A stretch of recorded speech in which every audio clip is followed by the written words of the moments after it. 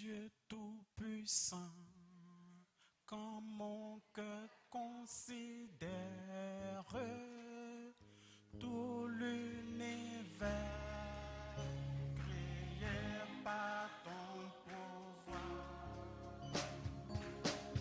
le ciel d'azur, les éclairs.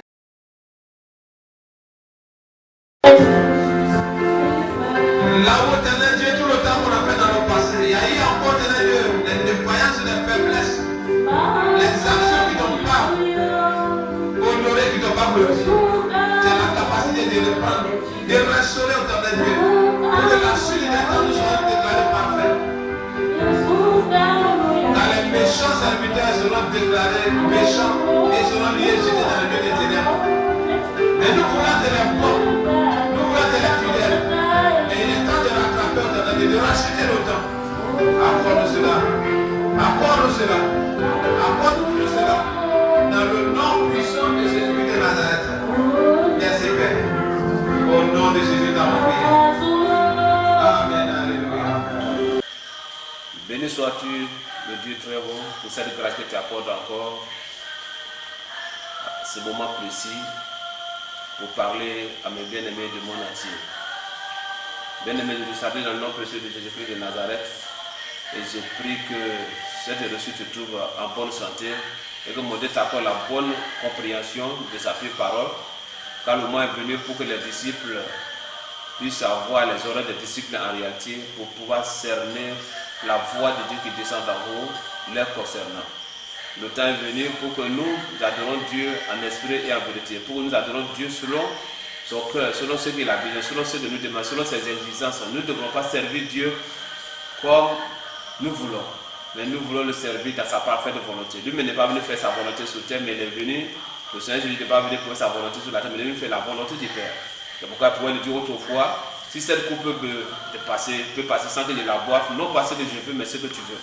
Donc ce qui veut dire aussi que toi, ton Dieu, ce que tu fais dans l'œuvre de Dieu, ce que tu fais avec ton corps, il faut que tu aies aussi la certitude de savoir si toutefois que telle est la volonté de Dieu.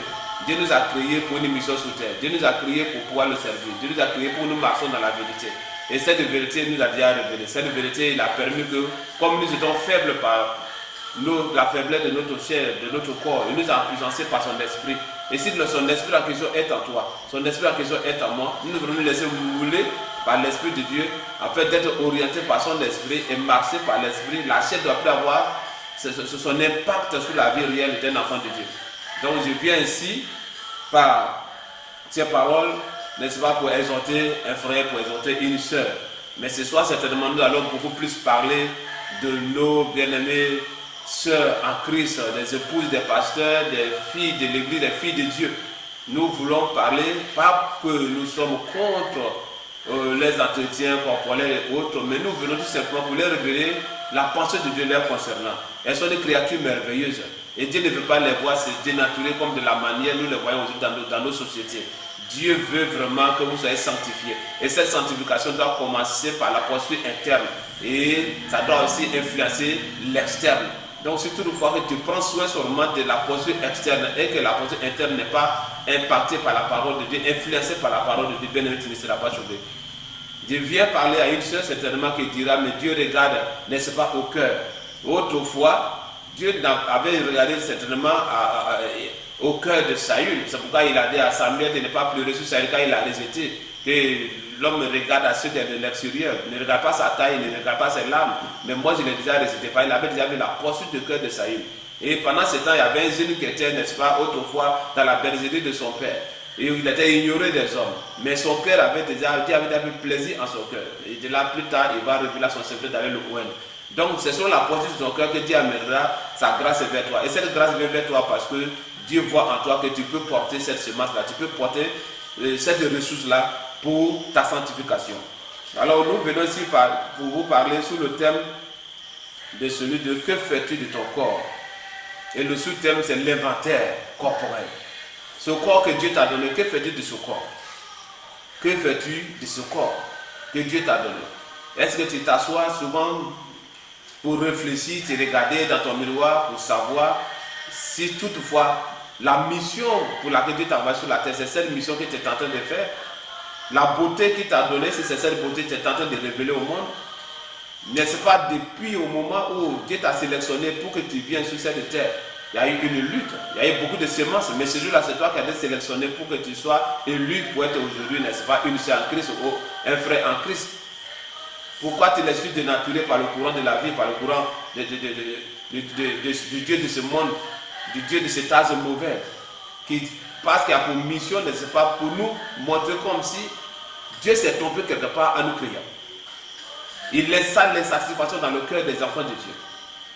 Pour que ces personnes puissent révéler, n'est-ce pas, lui, ses préceptes, puissent révéler sa gloire, puissent révéler ses pensées. Et quand c'est comme ça, le cœur de Dieu est meurtri en voyant ces créatures merveilleuses qu'il a créées pour le servir. Donc je viens ici pour te poser cette question. Et si tu prends ton temps de faire l'inventaire de ton être extérieur, de ton corps, je veux dire. Si nous venons, n'est-ce pas, dans le livre de Lévitique, on va lire quelques passages, puis de là le Seigneur va nous parler. De Lévitique 19, verset 18. Vous ne ferez point d'incision dans votre chair pour un mort, et vous n'imprimerez point de figure sur vous. Je suis l'Éternel. Ça parle ici de ceux-là qui ont fait les tatouages sur leur corps. Le Seigneur même, il est venu, malgré la masse dans la voie du Père, il ne s'est pas dessiné quelque part sur le corps pour dire pour vous révéler l'image de mon Père. Mais il dit, celui qui m'a vu, a vu le Père. Alors, c'est toi qui ça va prendre, n'est-ce pas, le nom peut-être de ton amant, que tu l'aimes plus pour écrire son nom, ou peut-être son image sur ta cuisse, ou sur ta poitrine, ou à bas de ton sein, je ne sais pas où. D'où viennent ces inspirations diaboliques? Dieu te dira, n'est-ce pas, jugement dans toutes ces choses. Fais attention à ce que tu fais. C'est là que je dis que oui, ils sont jeunes, alors ils vont faire de ces tatouages sur leur corps, en prenant peut-être les images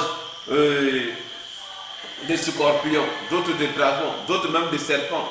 Selon les inspirations, ils mettent ça sur leur corps. Ce corps en question, est-ce que Dieu t'a-t-il donné pour ces choses? Il n'a-t-il pas dit que son corps, le corps qu'il nous a donné, est le temple du Saint-Esprit? Si tu as réellement le Saint-Esprit, il te voit que tu parles la langue, certainement toi qui me vois, il te voit que tu opères certaines dimensions, toi qui m'écoutes. Mais pourquoi alors, après toutes ces choses, tu t'en vas prendre les représentations et représenter les morts sur ton corps, la créature de Dieu sur ton corps, l'image des animaux sur ton corps? Alors Dieu veut que tu sois le reflet de sa personne. Comme lui-même, il était l'empreinte digitale du Père. Lui-même, il était l'image de Dieu invisible. Tu le vois, tu as vu le Père. Il a témoigné cela. Alors quand je te vois aujourd'hui, est-ce que c'est ce Dieu qui t'a créé là que je vois au travers de toi? Par ta manière dont tu t'habilles, par ta manière dont tu te comportes, est-ce qu'en réalité, c'est en cela que Dieu t'a appelé de le servir sur cette terre? Dis, tu auras vengeance dans toutes ces choses. Avant que tout n'intervienne dans ta vie, fais attention et prends soin de ton corps. Dans 1 Pierre 3, la Bible nous dit ceci. Ayez non cette parure extérieure qui consiste dans les cheveux tressés, les ornements d'or et les habits qu'on revêt. Mais la parure intérieure est cachée dans le cœur. La pureté incorruptible d'un esprit doux et paisible qui est d'un grand prix devant Dieu. Tu attends souvent certains dire que je suis la miss de Jésus. Jésus n'est pas venu pour se faire des misses sur la terre.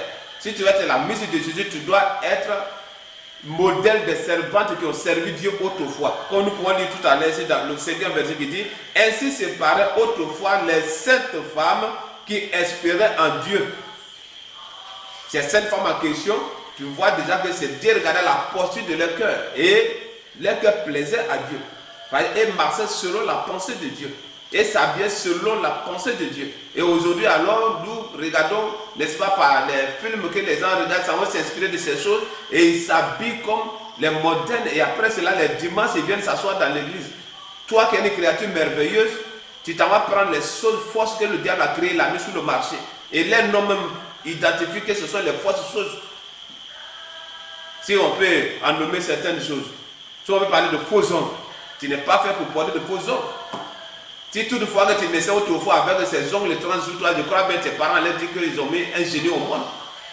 Et voici, toi, tu t'en vas aujourd'hui, tu es né, tu dis tu es grande.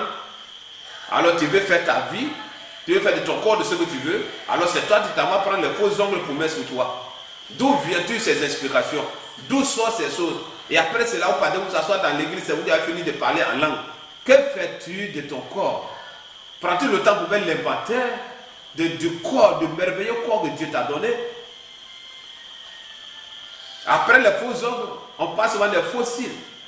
Dieu s'est-il trompé à te donner ces cils originels et tu t'en vas enlever ces choses pour placer les choses que tu as achetées sur le marché pour mettre sur ton corps. Dieu te jugera pour ces choses. On peut m'aller toucher sur les faux cheveux. Quand nous parlons de 1 Corinthiens 11, d'autres s'en vont dire oui, ça parle de voile. Alors à la présence des anges, pour que la femme soit identifiée par ces anges, alors elle doit attacher les voiles. Mais le voile, même original que Dieu a mis sur ta tête, que sont tes cheveux longs, qui fait la gloire de ton mari, ton futur mari, tu enlèves ce voile, tu t'en vas coiffer ses cheveux et tu t'en vas prendre les faux cheveux pour porter sur ta tête.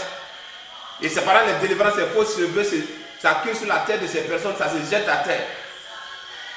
Jusqu'à quand vous arrêterez de vous humilier, de vous laisser ridiculiser par le diable. D'autres s'en vont prendre autre temps pour ajouter sur leur propre corps. Et le diable, quand il finit, il veut maintenant t'abandonner. Il te donne beaucoup de couleurs sur ton corps. Il finit de te blesser, il blesse ta chair, il blesse ta peau. Il te donne beaucoup de couleurs sur toi. D'où viennent ces inspirations? Jusqu'à quand? Arrête, continueras-tu à faire ces choses? Pas un jugement, mais juste une exhortation, une orientation pour dire que si toutefois que tu ne changes pas de vie, Christ est à la porte. Nous ne sommes pas de ceux-là qui servent Dieu pour les vendre, mais nous sommes ceux-là qui sont faits pour empuissancer les saints, pour les équiper par la parole de Dieu, pour leur montrer la voie à suivre. D'où viennent ces choses extérieures qui frappent à l'aide de l'homme? En portant ces choses-là, mon mari va m'aimer toujours. Je vais attirer mon mari. Mieux va attirer le cœur de Dieu vers toi. Une fois que tu as réussi à attirer le cœur de Dieu vers toi, marchant dans la voie de Dieu, ton mari t'aimera. Et si toutefois c'est lui qui te dit de faire ces choses pour que tu puisses lui plaire, c'est qu'il ne t'aime pas. La Bible de Dieu dans un même lieu, l'une sera prise, l'autre sera laissée. D'où vient où toi tu vas vouloir le suivre dans ses débordements et que demain, toi qui es la servante de Dieu, tu vas te voir loin de la présence de Dieu. Je viens m'adresser à nos mamans, les servantes de Dieu. Je viens passer par toi pour te dire de faire très attention à ce que tu fais souvent. De faire très attention à ceux qui sont autour de toi. Les bandes des Isabelle qui sont vos filles en Christ qui viennent dans l'église, d'autres viennent en mission pour vous pousser à vous dénaturer, à marcher dans ces faussetés. Et une fois que ces semences rentrent en vous, vous allez commencer à porter ces choses sur votre corps. Et si vous portez, ces races de vipères rentreront dans l'église pour remplir l'église. Et ça empêchera ton mari de prêcher la vérité. Parce que quand il veut prêcher la vérité, il voit que ceux qui veut condamner, sa femme déjà reprend la chose dans son église. Il ne pourra pas parler parce qu'elle est déjà dans la chose. Bien aimé, si tu es dans cette situation, tape dur. C'est ta brebis. La première brebis à sauver sur ton épouse. Il faut la dire la vérité. Si Dieu viendra, tu ne seras pas sauvé. Il ne s'agit pas de... Être maman parce qu'elle ne veut pas dire que tu es devenu, n'est-ce pas, une grande personne. À la fin, sauf les brebis identifiées à Christ qui seront sauvés. Qui seront sauvés. Donc faites très attention. Au deuxième du projet, nous commençons ici par le livre de 2 Corinthiens qui nous dit 2 Corinthiens 6, 14. Ne vous mettez pas avec les infidèles sous un joug étranger, car quel rapport y a-t-il entre la justice et l'iniquité, ou qu'y a-t-il entre l'eau, qu'y a-t-il de commun entre la lumière et les ténèbres? Donc ceux qui viennent t'entourer, si tu vois que les approches vers toi, c'est pour te séduire, pour marcher dans la voie du monde, éloigne-toi de ces personnes. Tu es une servante de Dieu. Quel a-t-il entre Christ et Bélial? Ou quelle part a le fidèle avec les fidèles? Je dis la fidèle avec les fidèles aussi. Donc si ces choses viennent rentrer en toi, sache que c'est pour t'arracher sur le droit chemin. Quand la Bible parle du corps de Christ, tu dois être un membre. Alors le membre aussi, de son corps doit être identique. Son inspiration doit descendre de la tête parce que Christ est la tête du corps. Il vient, il prépare pour le moment son église par l'autre, après l'avoir lavé par l'eau de la parole, il va la rendre irrépréhensible. Une église sans tache ni ride, ni rien de semblable. Et cette église à question, Christ la prépare ainsi pour faire quoi? Pour la représenter devant lui-même. Et est-ce que tu pourras te présenter devant lui avec ses fossiles? Tu pourras te présenter devant lui avec ces fauteuils que tu as mis sous toi? Ça séduit même aujourd'hui, ça touche même certaines personnes. Quand les épouses arrivent à se dépigmenter, tu vois aussi les moments qui sur le passé commencent aussi à se dépigmenter. Dans les scènes de télévision, tu vois les passés qui s'en vont se maquiller. Comme quoi, oui, les médias ils vont me voir. Ce que je passe, c'est la parole de Dieu que je te dis. Il n'est pas bien que mon corps soit maquillé ou bien soit ceci, cela. Je veux que ton cœur soit touché. Une fois que tu vois ces personnes, alors c'est que la poursuite les poursuites internes n'est pas correcte, n'est pas droite vis-à-vis de la parole de Dieu. Éloignez-vous de ces personnes-là. Verset 17. Je suis dans 2 Corinthiens 6 toujours. C'est pourquoi.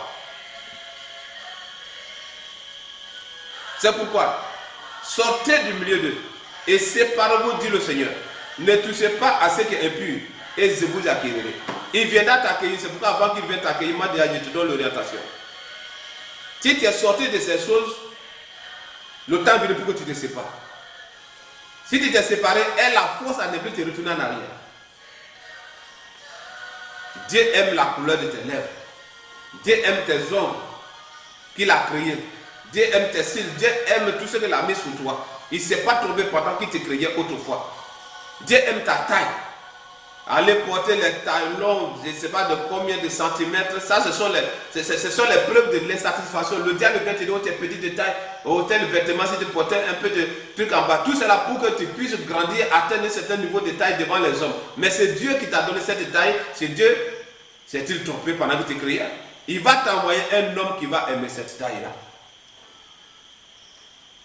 Arrêtons la corruption. Sortez de ces choses. Le Seigneur m'a inspiré à ce moment précis pendant que d'autres dorment. Il faut dire que c'est en pleine nuit, donc il ne fallait pas que je laisse cette fréquence-là passer. Il fallait que je vienne directement pour te dire ce que Dieu veut te voir faire. Comment il veut te voir à ses yeux.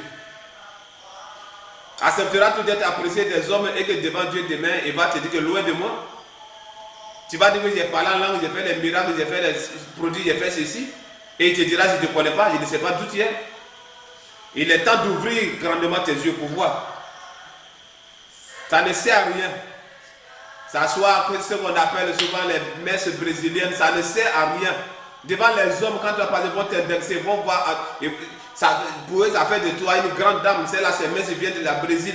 Ça ne sert à rien. Garde la posture que Dieu a mis en toi, il a battu en toi. De la tête jusqu'au pied, tu es une créature si merveilleuse qui n'a jamais existé nulle part ailleurs. Dieu ne se trompe pas. Il a connu la fin avant le commencement. Donc ce n'est pas à toi maintenant, pendant le cours du voyage, maintenant tu vas te dénaturer. Tu vas dans Jérémie, dit, je vous ai planté comme des meilleures plantes. Pourquoi vous êtes dénaturé à une vie étrangère? Tu es une meilleure plante que Dieu a plantée dans son jardin. Et il veut que chaque fois, quand il vient tourner autour, il vient trouver, tu as toujours gardé ton éclat, ta beauté. Il dit, je laisse te donner la gloire que tu m'as donnée. Est-ce que c'est cette gloire-là aujourd'hui que Dieu voit sur toi? Quand il est là-bas, c'est cette gloire qu'il a parlé pendant qu'il priait dans Jean 17, au moment où il était prêt maintenant pour aller. Est-ce que c'est cette gloire qu'il voit à toi? Est-ce que cette gloire-là, c'est une gloire de cosmétique? Est-ce que c'est une gloire, n'est-ce pas, comme celle de la manière les gens vous séduisent pour vous plonger dans ces choses?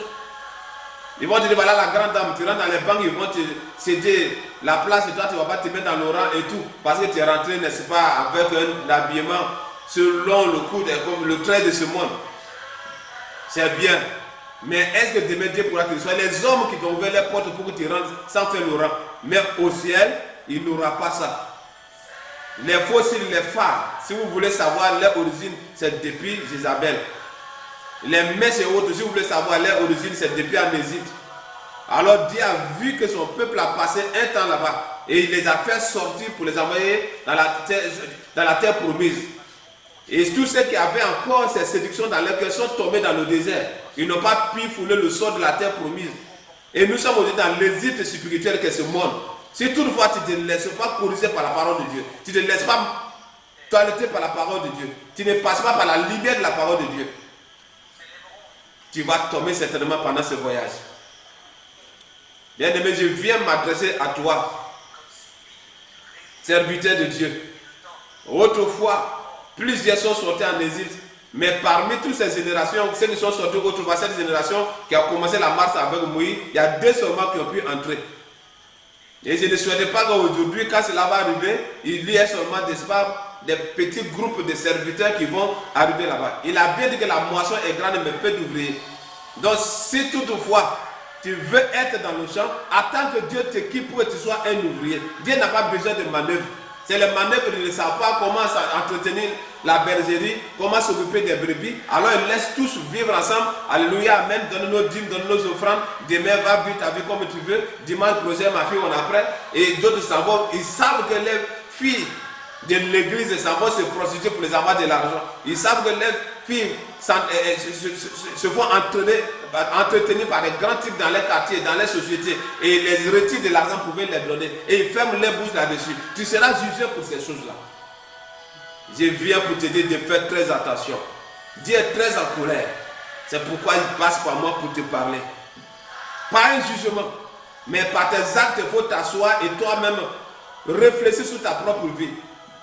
Si toutefois de la main, Dieu veut te voir, c'est ce que toi-même tu te vois. Et regarde à l'image de la parole de Dieu. Si toutefois à la lumière de la parole de Dieu, si toutefois ce que Dieu demande de vivre, c'est ce que tu vis en réalité. Que Dieu te bénisse, qu'il te donne la bonne compréhension. Son souhait n'est pas qu'aucun de nous périsse quelque part. Il veut que nous puissions tous nous retrouver quelque part. Alors nous, notre part qu'il nous a donné est de compléter la liste.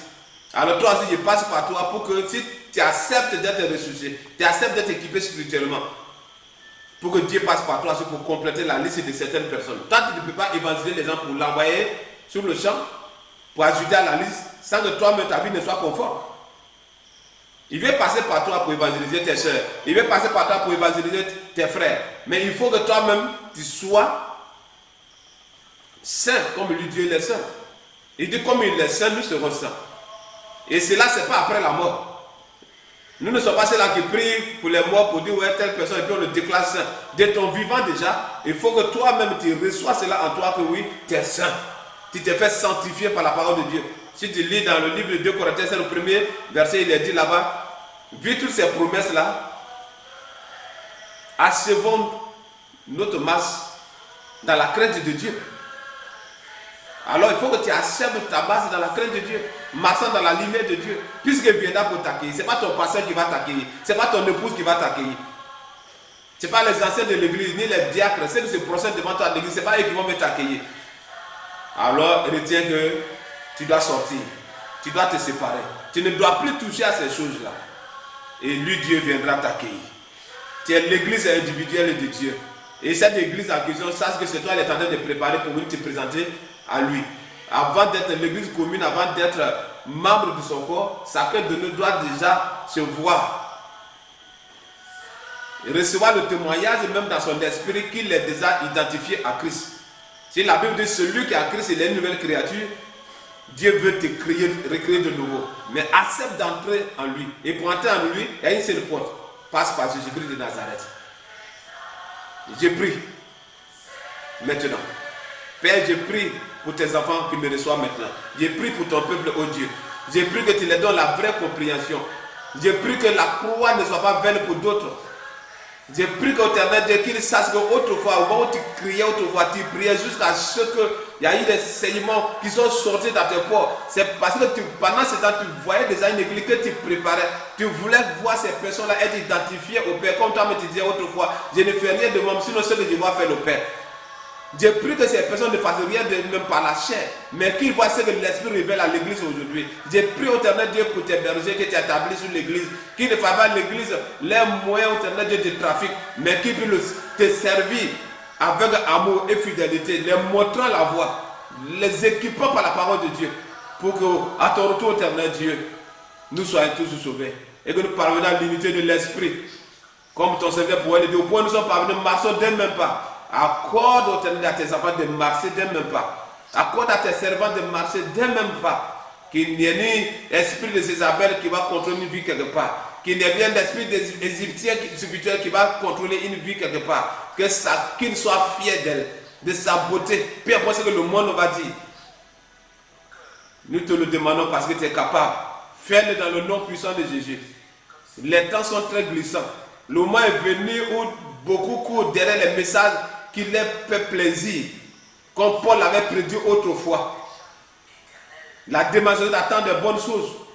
Au point de dire qu'il y a les misses de Jésus. Tu n'es pas venu pour te faire des misses. Tu es venu pour te faire des filles et des fils de Dieu. Oh Dieu, je prie que cela soit maintenant. Au nom de Jésus-Christ de Nazareth que j'ai prié. Merci Jésus. Merci Jésus. Amen. Amen.